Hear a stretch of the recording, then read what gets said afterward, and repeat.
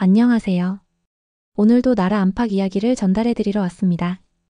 외국인들의 눈에 비친 한국의 모습은 때로는 놀라움, 때로는 감동으로 다가오죠. 오늘은 프랑스의 저명한 군사 전문 저널리스트 피에르가 한국을 방문하면서 겪게 되는 놀라운 변화의 이야기를 소개해드리려고 합니다. 한국에 대한 선입견을 가지고 있던 한 외국인이 어떻게 한국의 진정한 가치를 발견하게 되었는지 그 감동적인 여정을 함께 따라가 보실까요? 안녕하세요. 저는 프랑스에서 20년간 군사 전문 저널리스트로 활동해온 피에르 바티스트입니다. 파리의 한 신문사에서 세계 각국의 무기 개발 동향을 취재하며 살아왔죠. 솔직히 말씀드리면 제가 아시아 국가들, 특히 한국에 대해 가지고 있던 인식은 그리 좋지 않았습니다. 기술력이라고는 있어봐야 반도체나 만드는 수준이고 군사 기술은 미국이나 독일, 프랑스 같은 선진국에서 베껴오는 정도라고 생각했거든요. 그런 제가 한국을 주목하게 된 건 지난 11월 프랑스 파리에서 열린 국제방산 전시회에서였습니다. 차가운 가을 바람이 볼을 스치는 아침, 저는 평소처럼 지하철을 타고 포르트 드 베르사유 전시장으로 향했어요. 매년 이맘때면 세계 각국의 방산업체들이 모여 자신들의 최신 무기를 선보이는 이 행사는 제게 있어 1년 중 가장 중요한 취재 현장이었습니다. 전시장에 들어서자마자 눈에 들어온 건 역시 미국의 거대 방산업체들이었어요. 록히드 마틴 부스에는 최신형 F-35 전투기 모형과 함께 각종 미사일 시스템들이 화려한 조명을 받으며 전시되어 있었죠. 부스 담당자들은 정장을 단정하게 차려입고 방문객들에게 자신들의 무기 시스템을 열정적으로 설명하고 있었습니다. 거대한 스크린에서는 각종 무기 시스템의 실전 영상들이 끊임없이 재생되고 있었어요. 패트리어트 미사일 시스템에 대한 프레젠테이션이 진행되고 있었는데 젊은 여성 엔지니어가 레이저 포인터를 들고 설명하고 있었어요. 패트리어트 팩3 미사일은 현재 세계에서 가장 정확한 요격 미사일입니다. 요격 성공률이 95% 이상이죠. 하지만 이어진 설명에서 가격 얘기가 나오자 많은 사람들이 놀라는 표정을 지었습니다. 미사일 한 발당 400만 달러, 한국 돈으로 53억 원이 넘는다는 것이었어요. 그것도 한 번 쓰면 끝이라는 거죠. 독일의 라인메탈 부스에서는 차세대 레오파드 전차와 함께 최신 방공 시스템을 선보이고 있었습니다. 독일 특유의 정밀함과 견고함이 느껴지는 부스 디자인이었어요. 담당자는 독일식 억양이 강한 영어로 우리 시스템은 신뢰성이 가장 중요한 특징입니다 라고 강조했어요. 하지만 이 시스템도 한 대당 가격이 수백억 원에 달한다는 설명을 들으니 고개가 절로 저어졌죠. 이스라엘의 라파엘 부스도 정말 인상적이었습니다. 아이언돔 방공 시스템의 최신 버전을 전시하고 있었는데 담당자는 현재까지 90% 이상의 요격 성공률을 보이고 있다며 자랑스럽게 설명했어요. 하지만 아이언돔 미사일 한 발의 가격이 한국 돈으로 1억 원 가까이 된다는 것도 함께 언급했습니다. 그런데 전시장을 둘러보던 중 한 구석에 상대적으로 작고 조용한 부스 하나가 눈에 들어왔어요. 다른 거대 방산업체들의 화려한 부스들과는 달리 소박해 보였습니다. 가까이 다가가니 태극기가 걸려있고 대한민국 국방과학연구소라는 간판이 보였어요. 부스 앞에는 그리 많지 않은 사람들이 모여 있었는데 대부분 아시아계 방문객들이었고 서구 방산업체 관계자들은 거의 보이지 않았어요. 호기심에 더 가까이 다가가니 부스 중앙에 큰 모니터가 설치되어 있고 그 아래에 세계 최초 실전 배치 예정 되드론 레이저 무기 블록건이라는 표지판이 선명하게 보였습니다. 순간 웃음이 나왔어요. 레이저 무기라니요? 그것도 실전 배치 예정이라고요? 미국이 수십 년간 수조 원을 투입해도 아직 실전 배치에 성공하지 못한 기술을 한국이 완성했다는 말인가요? 주변을 둘러보니 저와 비슷한 반응을 보이는 서구 방산업체 관계자들이 여럿 보였어요. 프랑스 탈레스 그룹의 한 임원은 동료와 속삭이며 한국이 뭘 할 수 있겠어요? 아직 우리보다 한참 뒤처져 있는데라고 말하고 있었습니다. 독일 라인메탈의 기술자는 더 직설적이었어요. 미국도 못한 걸 한국이 한다고요? 말이 안 되죠. 그냥 홍보용 전시겠죠. 그러면서 비웃듯 웃음을 터뜨렸습니다. 이스라엘 라파엘의 관계자도 회의적이었어요.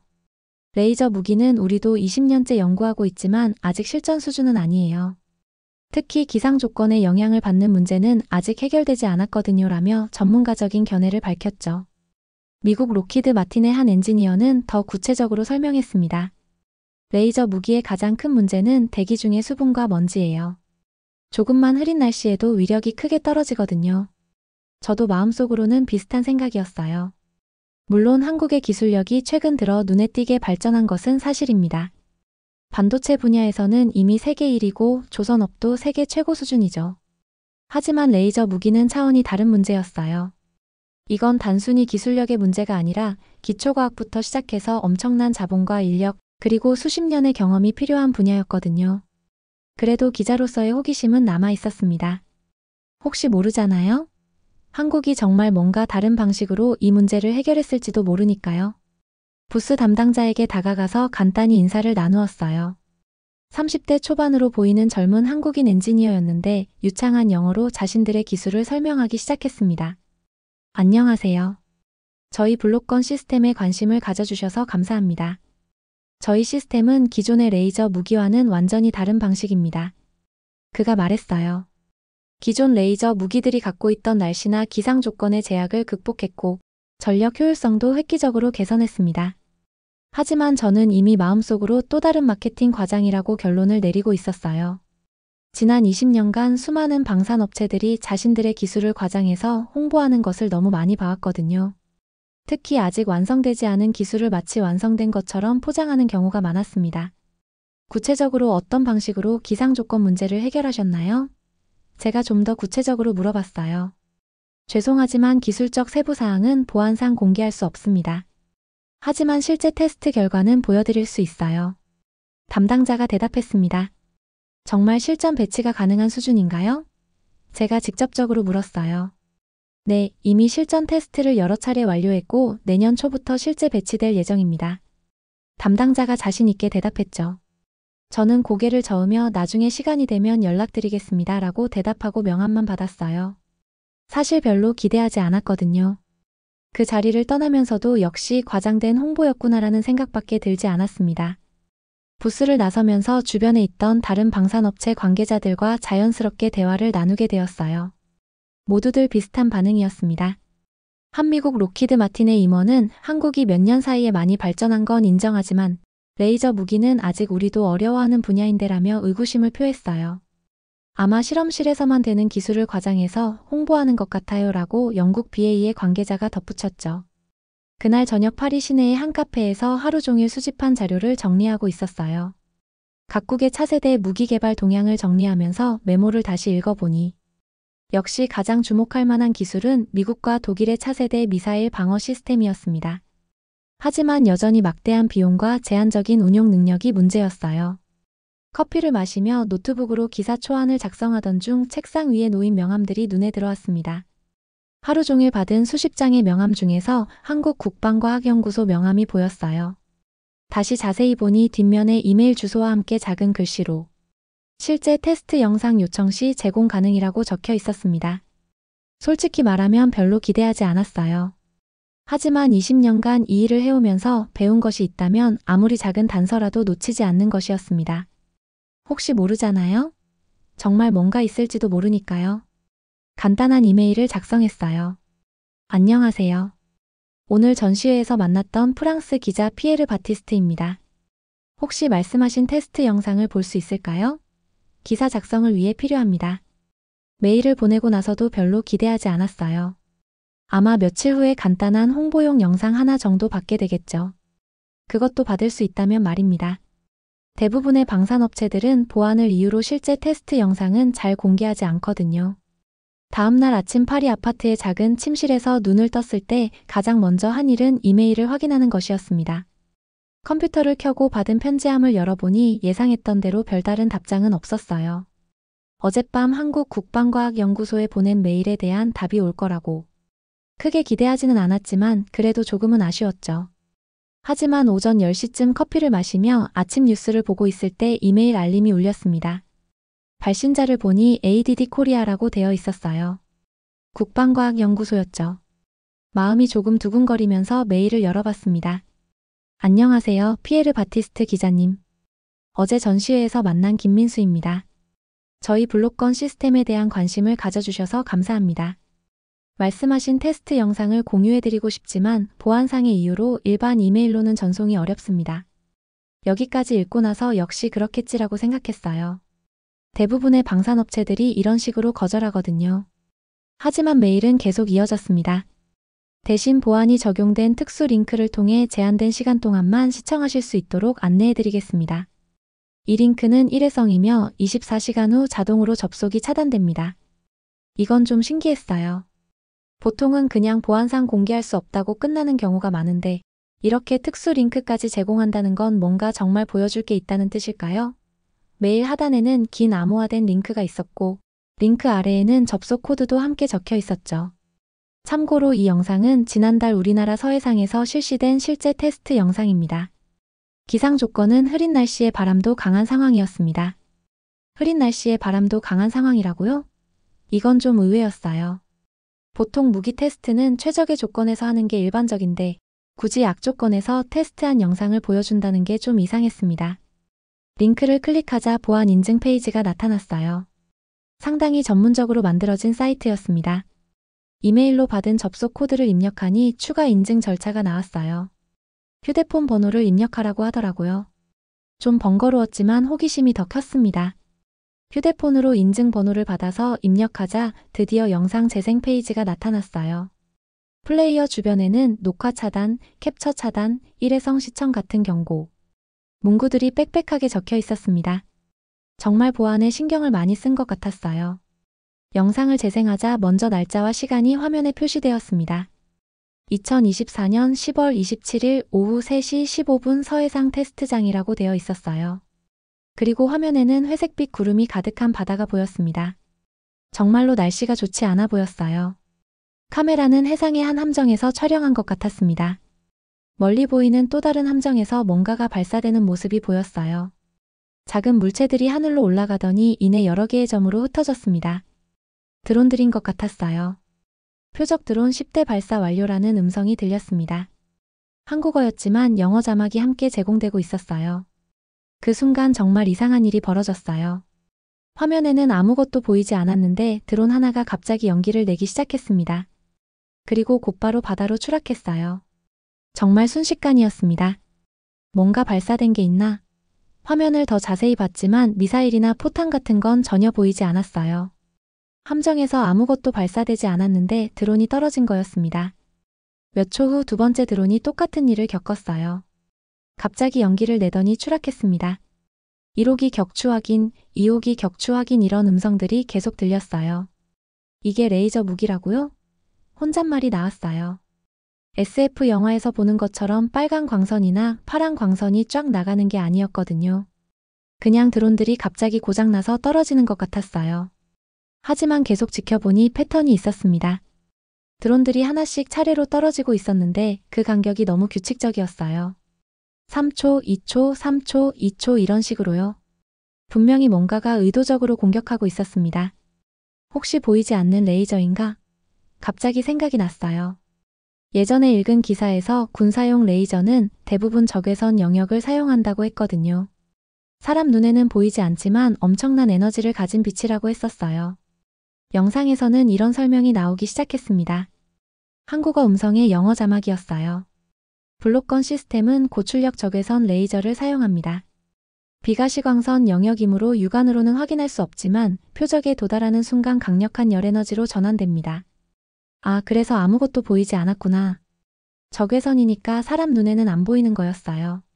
하지만 드론에 닿는 순간 엄청난 열로 바뀌어서 전자부품들을 태워버리는 거였죠. 파장은 1500나노미터 대역을 사용하며 이는 연기나 습기, 먼지 조건에서도 투과력이 뛰어납니다. 설명이 계속 이어졌어요. 그래서 흐린 날씨에도 성능이 떨어지지 않았구나. 일반적인 가시광선 레이저라면 습기나 먼지 때문에 위력이 많이 약해졌을 텐데 적외선 레이저는 그런 영향을 덜 받는다는 거네요. 또한 비가시광선이므로 레이저가 발사되는 순간적에게 노출되지 않습니다. 기존의 가시광선 레이저는 연기나 먼지가 있을 때 빛의 경로가 보이지만 적외선 레이저는 완전히 은밀하게 작동합니다. 이건 정말 중요한 장점이네요. 전장에서는 은밀성이 생존과 직결되거든요.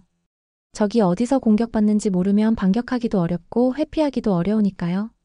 사거리는 최대 20km이며 목표물의 크기와 거리에 따라 출력을 자동으로 조절합니다. 20km라니 이건 정말 놀라운 사거리였어요. 가장 놀라운 건 속도였어요. 첫 번째 드론이 격추된 후 두 번째 드론까지 겨우 3초 정도밖에 걸리지 않았습니다. 그리고 세 번째, 네 번째도 비슷한 간격으로 계속 떨어졌어요. 10대의 드론이 모두 격추되는데 총 30초도 걸리지 않았습니다. 전체 표적 격추 완료, 성공률 100%라는 최종 보고가 들렸어요. 영상이 계속 이어졌습니다. 이번에는 다른 각도에서 촬영한 것 같았어요. 좀 더 가까운 거리에서 드론 한 대가 격추되는 순간을 슬로우 모션으로 보여주고 있었습니다. 슬로우 모션에서도 레이저 빔은 전혀 보이지 않았어요. 하지만 드론의 변화는 선명하게 보였습니다. 먼저 프로펠러 중 하나가 갑자기 멈췄어요. 아마 모터가 과열되어서 탄 것 같았습니다. 그 다음에는 본체에서 작은 연기가 피어오르기 시작했어요. 마치 전자부품들이 순식간에 타버리는 것 같았습니다. 이게 정말 레이저의 위력인가요? 감탄사가 절로 나왔어요. 영상의 다음 부분에서는 더 자세한 기술적 설명이 나왔습니다.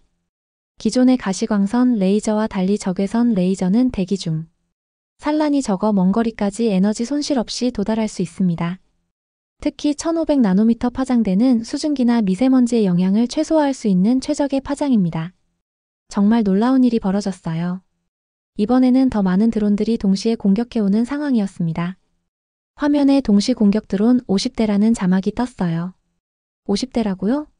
정말 많은 수였어요. 화면에는 작은 점들이 구름처럼 몰려오는 모습이 보였습니다. 그런데 정말 신기한 일이 벌어졌습니다.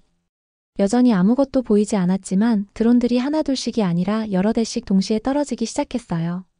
첫 번째 웨이브에서 5대가 동시에 연기를 내며 추락했어요. 와, 동시 다목표 공격이 정말 되는구나. 놀라움을 감추지 못했어요. 그 다음에는 3초 간격으로 4대, 6대, 5대씩 계속 떨어졌습니다. 마치 보이지 않는 여러 개의 손이 동시에 드론들을 잡아채는 것 같았어요. 이게 어떻게 가능한 거지? 혼잣말이 나왔어요. 하나의 레이저로 어떻게 여러 목표를 동시에 공격할 수 있는 걸까요? 화면에 설명이 나왔어요. 블록건 시스템은 위상 배열 레이저 기술을 적용하여 하나의 시스템으로 최대 8개의 목표물을 동시에 공격할 수 있습니다. 각각의 레이저 빔은 독립적으로 제어되며 목표물의 위치와 크기에 따라 출력이 자동 조절됩니다. 위상 배열 레이저라니 이건 정말 첨단 기술이었어요. 레이더에서 쓰는 위상 배열 기술을 레이저에 적용한 거네요. 그래서 여러 방향으로 동시에 레이저를 쏠 수 있는 거였어요. 50대의 드론이 모두 격추되는데 걸린 시간은 약 2분이었어요. 중간에 잠깐씩 멈추는 구간들이 있었는데 아마 시스템이 다음 목표들을 스캔하고 조준하는 시간인 것 같았어요. 그런데 이때 갑자기 제 호텔 로비에서 낯선 남자가 다가왔어요. 40대 중반 정도로 보이는 동양인이었는데 값비싼 정장을 입고 있었지만 어딘가 부자연스러운 느낌이 들었어요. 피에르 바티스트 기자님이시죠? 그가 유창한 영어로 말을 걸었습니다. 제 소개를 드리죠. 왕웨이라고 합니다. 아, 한국의 레이저 무기 시스템에 대해 취재하고 계시다고 들었어요. 왕웨이가 친근한 미소를 지으며 말했습니다. 저도 방산 분야에서 일하고 있어서 관심이 많거든요. 어떤 일을 하시는지 물어보니 아시아와 유럽 간의 방산, 기술 컨설팅을 하고 있어요 라고 명함을 건네며 말했습니다. 명함을 받아보니 유로아시아 컨설팅이라는 회사명이 적혀 있었어요. 하지만 뭔가 어색했습니다. 디자인도 어설프고 회사 정보도 부실해 보였어요. 여기서 얘기하기엔 좀 그렇고 근처에 조용한 곳이 있을까요? 왕웨이가 주변을 슬쩍 둘러보며 말했습니다. 순간 경계심이 들었어요. 왜 굳이 따로 만나자고 하는 걸까? 하지만 호기심도 있었고 혹시 유용한 정보를 얻을 수 있을지도 모른다는 생각에 따라가기로 했어요. 10분 정도 걸어서 도착한 작은 카페에서 왕웨이와 마주 앉았어요. 한국의 기술이 정말 인상적이죠. 왕웨이가 대화의 물꼬를 텄습니다. 네, 확실히 혁신적인 것 같아요. 그런데 이런 첨단 기술들은 항상 복잡한 문제들을 동반하죠. 특히 국제적인 기술 경쟁 측면에서요. 왕웨이가 의미심장하게 말했습니다. 미국, 중국, 러시아 같은 강대국들이 모두 이런 기술에 관심을 보이고 있거든요. 각자 나름의 방법으로 접근하고 있고요. 왕웨이가 설명했습니다. 구체적으로 어떤 방법들이냐고 묻자 왕웨이가 잠깐 망설이더니 조심스럽게 말했어요. 한국 같은 작은 나라가 혼자서 모든 걸 감당하기는 어렵잖아요. 결국은 큰 파트너가 필요할 텐데요. 중국 같은 나라도 한국과 협력에 관심이 많다고 들었거든요. 중국은 14억 인구의 거대한 시장을 갖고 있으니까요. 한국 기술과 중국 시장이 만나면 엄청난 시너지가 날 거예요. 왕웨이가 설명했습니다. 이때부터 왕웨이의 의도가 점점 더 명확해졌어요. 그는 중국과 한국의 협력을 부추기려는 것 같았습니다. 중국에서는 한국 기술자들을 높이 평가한다고 들었어요. 상당히 좋은 조건들을 제시하고 있다고도 하고요. 왕웨이가 계속 말했습니다. 연구 환경, 처우 그런 것들 말이죠. 순간 뭔가 이상하다는 생각이 들었어요. 이 사람이 정말 단순한 컨설턴트일까? 혹시 다른 목적이 있는 건 아닐까? 저는 그냥 기자일 뿐이에요. 제가 선을 그었습니다. 기술자들에게 특정한 제안을 전달하는 역할은 하지 않아요. 아, 물론이죠. 그냥 일반적인 얘기였어요. 왕웨이가 급히 말을 돌렸습니다. 하지만 혹시 취재 과정에서 흥미로운 정보들을 얻게 되시면 저희도 도움을 드릴 수 있을 것 같은데요. 어떤 도움이냐고 묻자 더 깊이 있는 분석이나 해석 같은 것들 말이죠라고 애매하게 대답했어요. 한국이 보여준 것은 단순한 기술 혁신이 아니라 미래에 대한 비전이었습니다. 그리고 그 미래가 생각보다 훨씬 가까이 와 있다는 걸 깨달았어요.